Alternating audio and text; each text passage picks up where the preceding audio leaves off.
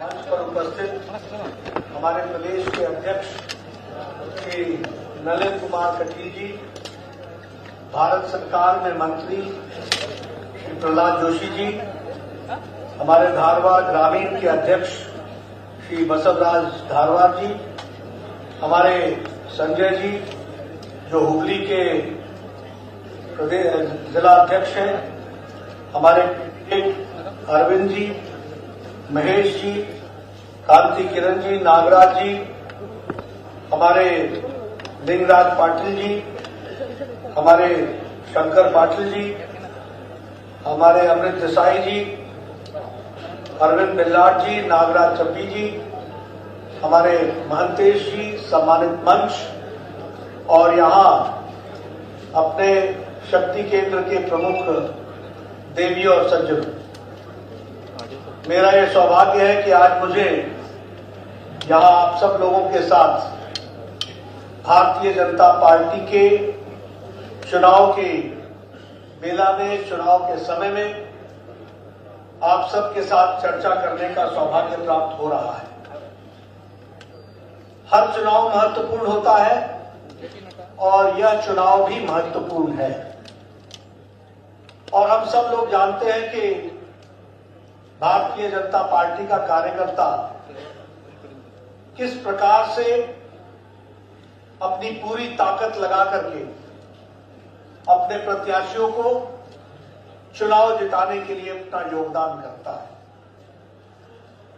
मैं यहां यह भी कहना चाहता हूं कि जो मंच पर बैठे हैं आज एमएलए के प्रत्याशी हैं, कल को ये एमएलए बनेंगे, लेकिन ये जो एमएलए बन रहे हैं ये अपने किसी कुर्सी के खातिर, किसी पद के खातिर ये उद्देश्य नहीं है। इनका एमएलए बनना एक विचारधारा को मजबूती प्रदान करने का दिशा में एक बहुत बड़ा कदम होने वाला है और इसीलिए चुनाव में पूरी ताकत से इस विचारधारा को मजबूती देने का रास्ता चुनाव के दौरान कमल का फूल खिलाना है और मुझे पूरा विश्वास है कि भारतीय जनता पार्टी इस काम को आगे करेगी। मित्रों, हमको यह भी ध्यान में रखना है कि हम चुनाव किससे लड़ रहे हैं, किसके आगे लड़ रहे हैं, किससे लड़ रहे हैं। एक तरफ भारतीय जनता पार्टी है जो मोदी जी के नेतृत्व में, बोम्मई जी के नेतृत्व में देश को, प्रदेश को आगे ले जाने के लिए तत्पर है, जिसका इतिहास भारतीय जनता पार्टी को जमीनी स्तर पर विचारधारा से जोड़ करके परिवर्तन लाने का मकसद है। और दूसरी ओर जो हमारे सामने खड़े हैं वो लोग हैं जिन्होंने 70 साल में देश को उत्तर दक्षिण में बांटा, समाज को बांटा, जातिवाद के नाम पर राजनीति की, धर्म के नाम पर राजनीति की और देश को बांटने के काम में तत्पर रहे, समाज को बांटने में तत्पर रहे और इसके साथ साथ सत्ता में लोगों के माध्यम से आना और सत्ता में बैठ करके अपने परिवार की चिंता करना और किसी की नहीं चिंता करना, ऐसे लोगों की फौज खड़ी है जो कांग्रेस पार्टी के नाम पर जानी है। और फिर मैं कहने के लिए नहीं कह रहा, आज भी कांग्रेस का मकसद यहां सत्ता में इसलिए आना है कि एटीएम की मशीन बन करके ऑटोमेटिक ट्रांसफर ऑफ मनी करने का उद्देश्य पूरा करना है, इससे अलावा कुछ नहीं है। भ्रष्टाचार ही भ्रष्टाचार। एक तरफ हम राष्ट्रवाद के साथ जुड़े हुए लोग हैं, एक तरफ हम देश को आगे ले जाने वाले लोग जुड़े हैं और एक तरफ परिवारवाद और वंशवाद को पनपाने वाले लोग जुड़े हैं। एक तरफ विकासवाद को आगे बढ़ाने के लिए हम तत्पर हैं, एक तरफ हम कर्नाटक को one of the best leading state बनाने का संकल्प लेकर के चलने वाले लोग, और एक तरफ कर्नाटक को दोनों हाथों से कैसे लूट उद्देश्य को काम करने वाले लोग हैं। मित्रों, मैं यहां यह भी कहना चाहता हूं कि आप सब लोग बड़े भाग्यशाली हैं। We are all very lucky. जिसने भी ये भारतीय जनता पार्टी का कैप पहना है, जिसने भी ये भारतीय जनता पार्टी का ये पटका लगाया है, वो अपने आप को भाग्यशाली समझे। और मैं भाग्यशाली इसलिए कहता हूं कि आज आपको ये ताकत मिली है कि आप गर्व से कह सकते हो कि आप दुनिया की सबसे बड़े राजनीतिक दल के सदस्य हो, कार्यकर्ता हो जाते। लेकिन याद करो मित्रों, 4-4 पीढ़ी, 5-5 पीढ़ी खप गई। किन विपरीत परिस्थितियों में उन्होंने काम किया होगा, कैसे उन्होंने अपना योगदान किया होगा, ताकि आज मोदी जी के नेतृत्व में देश में 2/3 मेजॉरिटी के साथ सरकार चलाने का ये हम सबको ताकत मिली।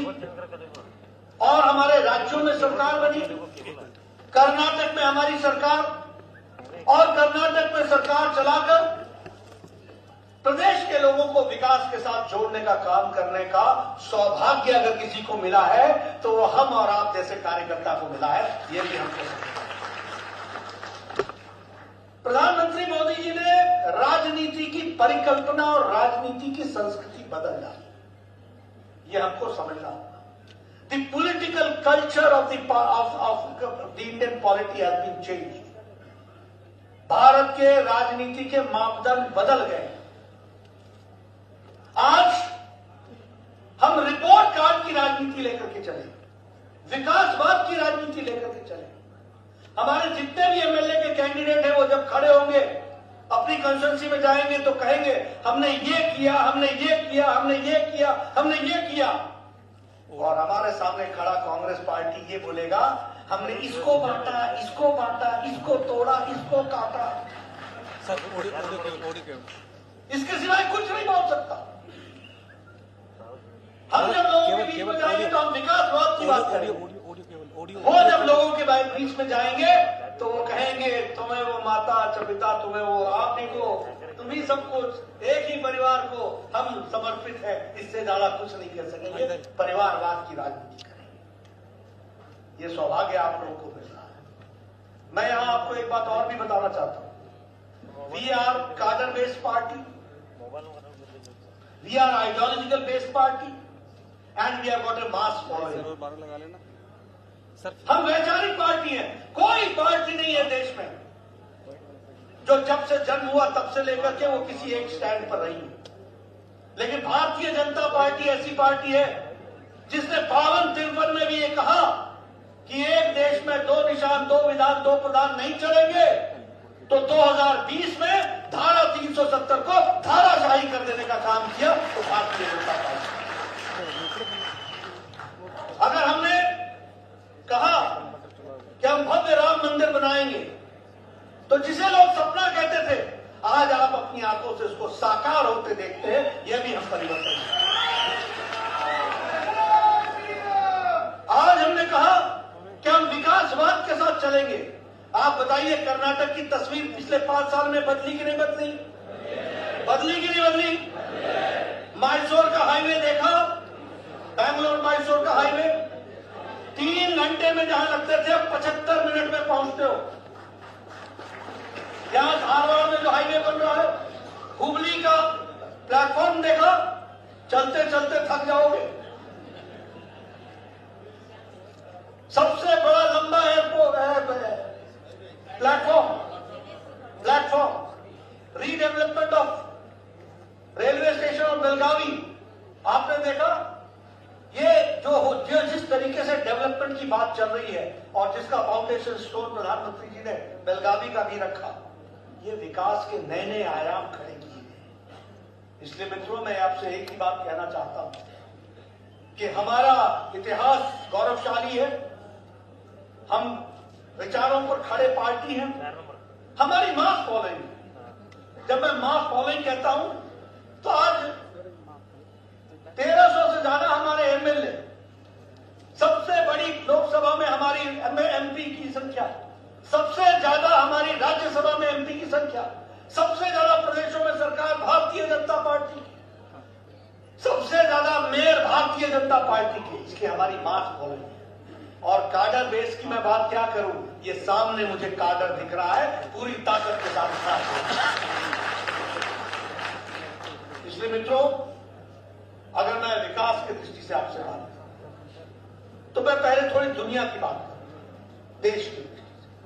आज आपको फक्र होना चाहिए जिस देश ने, और ये बात मैं कहूंगा कि आप जाकर के हर घर में सुनाइए, बताइए, जिस देश को 200 साल अंग्रेजों ने राज किया, 200 इयर्स, वह देश आज मोदी जी के नेतृत्व में ब्रिटानिया को, ब्रिटेन को ओवरटेक करके 5वीं लार्जेस्ट इकोनॉमी भारत बन गई।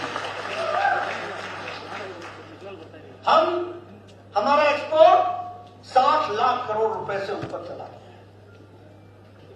अगर हम बात करें डिफेंस में तो 92% आज जो प्रोक्योरमेंट है डिफेंस की, वो भारत बना रहा है, यानी आत्मनिर्भर भारत बन चुका है। यह भी हमको समझ में आया। और उसी तरीके से हमारा एक्सपोर्ट 16,000 करोड़ रुपए का डिफेंस एक्सपोर्ट हो गया, यानी अब भारत मांगने वाला नहीं है, देने वाला भारत बन गया है। ये भी हमको समझना है, दुनिया को देने वाला। कोल प्रोडक्शन में हमने हाईएस्ट कोल प्रोडक्शन किया है। स्टील में हम चौथे नंबर से छलांग लगा करके दूसरे नंबर पर आ गए। हमारे कांग्रेस साथी बोलते हैं कि हमारा इकोनॉमी गड़बड़ थी, ये था, वो था, 10 बातें बोलते हैं। बेचारे पढ़े लिखे कम हैं। आज इंडिया ऑटोमोबाइल इंडस्ट्री में, ऑटोमोबाइल मार्केट में तीसरे नंबर पर खड़ा है, जापान को ओवरटेक करके। इसका मतलब क्या हुआ कि सबसे ज्यादा कारें यहां खरीदी जा रही हैं। और कार कौन खरीदता है? जब जेब में पैसा होता है। यह इकोनॉमी की दृष्टि से अगर हम देखें, उसी तरीके से स्टील का प्रोडक्शन।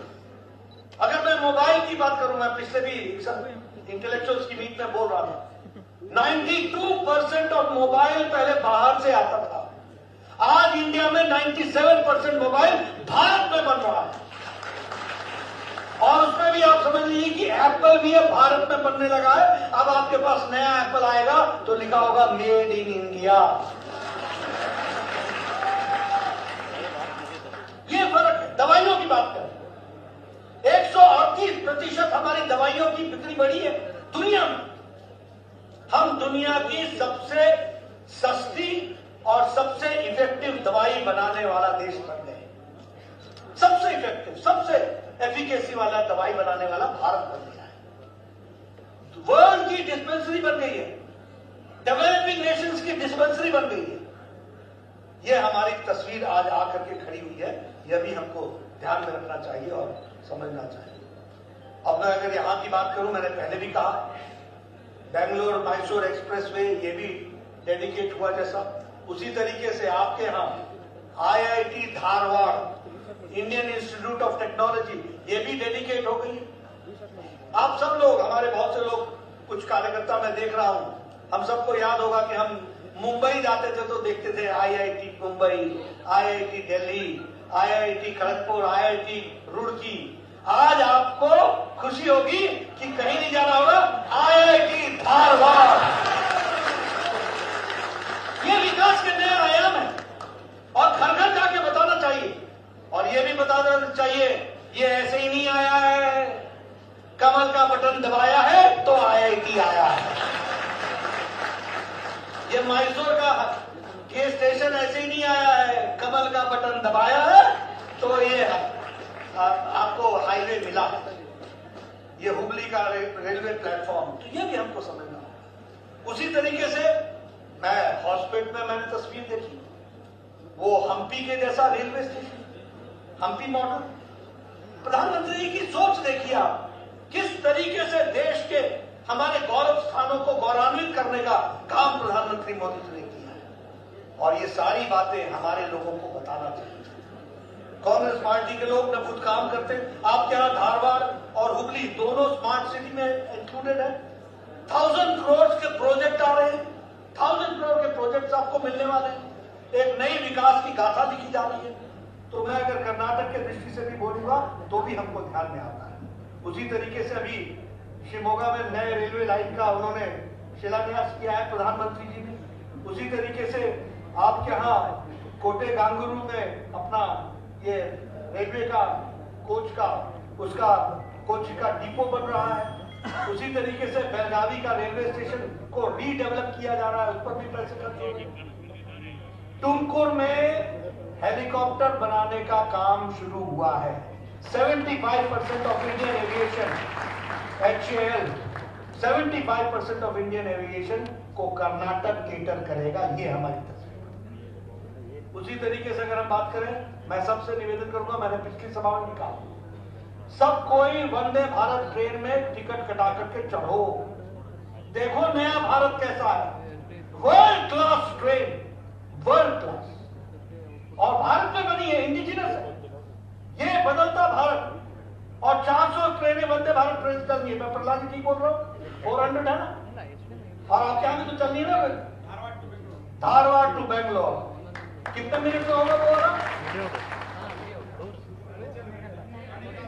4.5 घंटे में, एक ही दिन में जाओ, एक ही दिन में वापस आओ। स्पीड देखो, स्केल देखो, स्किल देखो। और मैं कहूंगा आप मैसूर चेन्नई की ट्रेन में बैठ के देखो, आपको पता चलेगा वर्ल्ड क्लास उसके कोचेज है, वर्ल्ड क्लास।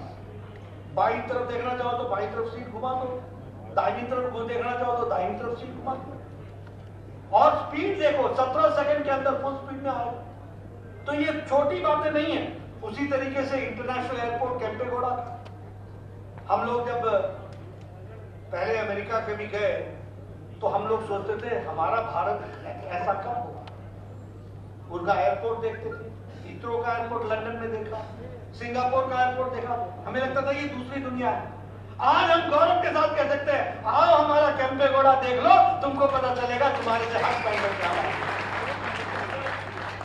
तो ये विकास की, इसलिए मैंने कहा परिवारवाद से निकल करके विकासवाद, और प्रधानमंत्री मोदी जी ने इसको आगे बढ़ाया है। अब कर्नाटक पीछे नहीं रहा है, आपको जानकर के खुशी होगी। फॉरेन डायरेक्ट इन्वेस्टमेंट में सबसे ज्यादा इन्वेस्टमेंट कर्नाटक में हो रही है, इसलिए आर्थिक विकास सबसे ज्यादा कर्नाटक में होगा। इनोवेशन में कर्नाटक सबसे आगे है। उसी तरीके से ईज ऑफ डूइंग बिजनेस में कर्नाटक अचीवर है, और उसी तरीके से स्टार्टअप्स में भी इकोसिस्टम में सबसे आगे कर्नाटक है। इसलिए कर्नाटक हर दृष्टि से आगे बढ़ रहा है। लेकिन यहां पर बोम्मई साहब ने गरीबों की भी चिंता की है, किसानों की भी चिंता की है। ये रायता विद्या निधि जो है, उसके स्कीम के तहत 11 लाख बच्चों को फायदा होने वाला है। ट्राइबल के बच्चे, बुनकर के बच्चे, किसानों के बच्चे, उनको शिक्षा के लिए सुविधा देने का काम हमारे बोम्मई साहब ने किया। उसी तरीके से रायता शक्ति स्कीम में के तहत किसानों को लाभ मिलने वाला है। भू सीडी स्कीम के तहत फार्मर्स को बेनिफिट मिलने वाला है।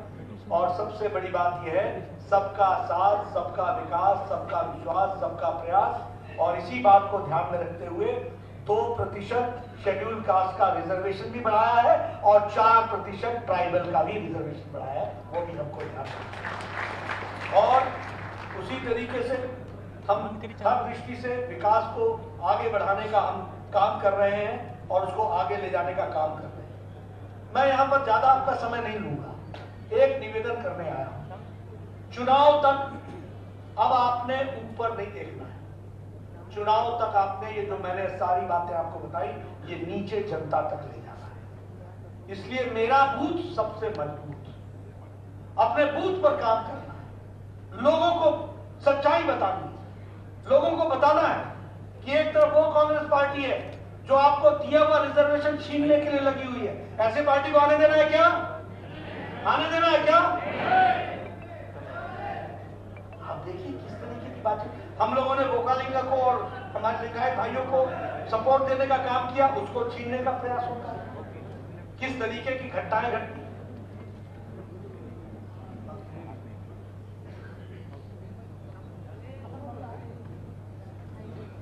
हमारे बोम्मई साहब आए हैं, आप तालियां बजाकर स्वागत।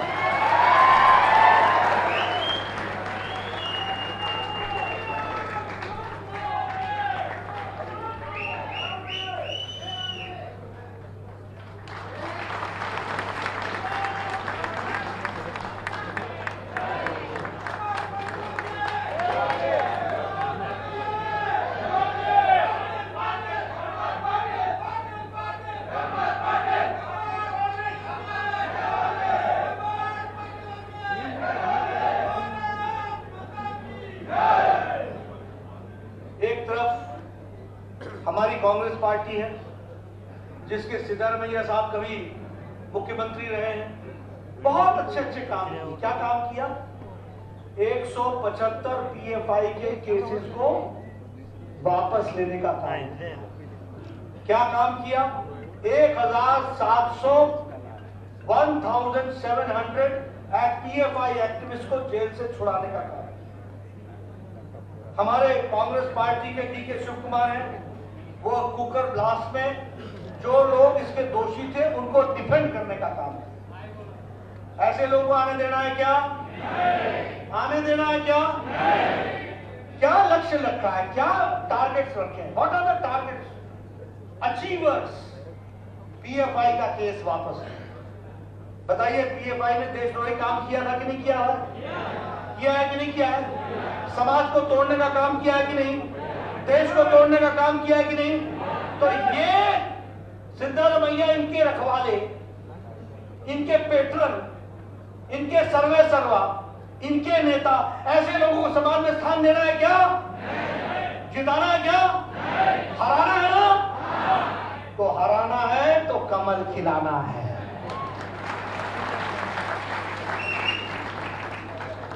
उसी तरीके से आप देखिए, मैं जब एटीएम कहता हूं तो मैं कहता हूं Congress party is a party of corruption, commission and communalism. देश को बांटो, समाज को बांटो, राजनीति, रिलीजन के नाम पर राजनीति करो और पैसा कमाओ, खूब मौज करो, घर भरो, यही उनका काम है। इसलिए मित्रों, मैं आपके सामने बहुत ज्यादा समय नहीं रहूंगा, एक और कार्यक्रम में भी जाना है, लेकिन मैं इतना जरूर आपसे कहना चाहता हूं कि आप सब लोग चुनाव तक अब नीचे अपने बूथ पर ध्यान दीजिए।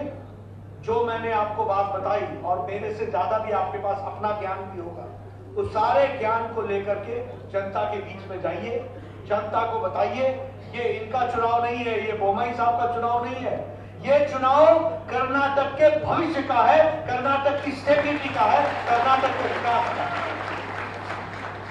इसलिए आप सब लोग पूरी ताकत से लगिए। आपने मेरी बात बहुत शांति से सुनी। बहुत बहुत धन्यवाद।